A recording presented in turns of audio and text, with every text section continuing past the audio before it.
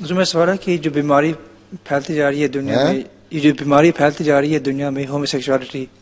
تو ہم کیسے لوگوں کو سمجھا سکتے ہیں کہ یہ خراب ہے اور یہ بری ہے؟ سمجھانا کام ہے تمہارا، سمجھاتے جاؤ. قوم لوط بھی نہیں سمجھی تھی، تباہ ہو گئی تھی، یہ بھی تباہ ہو جائیں گے. کینیڈین پرائم منسٹر سے ایک دفعہ میری ملاقات ہوئی جب وہاں نیا نیا قانون، اس کو بحث ہو رہی تھی پارلیمنٹ میں نے اس کو بڑا ساتھ واضح کہا تھا کہ میں کہا یہ 500-700 لوگ ہیں نا چھپ کے جو غلط کام کرتے ہیں،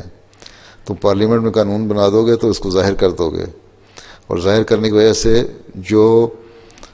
نہیں بھی ہیں نا اس کام میں انوالو، وہ بھی سمجھیں گے یہاں، کیونکہ ہر چیز کو ایک فن سمجھ لیا جاتا ہے یورپ میں. بعض لوگ فن کی خاطر کام کر رہے ہوتے ہیں، یہ بالکل غلط ہے کہ جی ان کی نفسیاتی بیماری ہے اور یہ کر رہے ہوتے ہیں وہ. اب وہ انہوں نے ریسرچ کی ہے نا، 80% سے زیادہ لوگ جو ہیں وہ صرف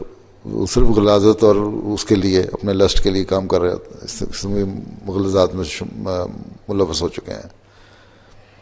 تو پھر اس کو بھی میں نے یہی کہا تھا، پھر تمہاری بائبل بھی یہی کہتی ہے قوم لوط تباہ ہوئی تھی، ہمارا قرآن بھی یہی کہتا ہے، پھر تم لوگ بھی ضرور غش کرو تباہ ہو جاؤ گے. تو ہمیں تو یہ سمجھانے کا کام ہے، سمجھاتے رہنا چاہیے، کیونکہ یہ تو نہیں ہو سکتا کہ اگر وہ لوط کی قوم میں برائی تھی تو اس کو اللہ تعالیٰ نے تباہ کر دیا اس برائی کے نام کی وجہ سے، اور اس زمانے میں جو برائی ہے اس میں کوئی سزا نہ ملے، تو پھر قیامت والے دن لوط کی قوم کہے کہ یہ ہمارا کوئی زیادہ جرم تھا،